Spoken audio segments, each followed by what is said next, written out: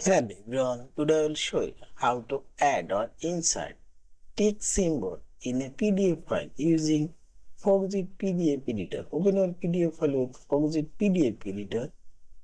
Now select this Foxit e-sign option top available, and here you will find this text symbol option, this cross symbol and this one dot symbol. Now click on this that checkmark symbol and put your checkmark, and you can increase decrease this checkmark size, and here you can change checkmark color and this custom color. You can change checkmark color and see this as a hand option. This checkmark now inserted.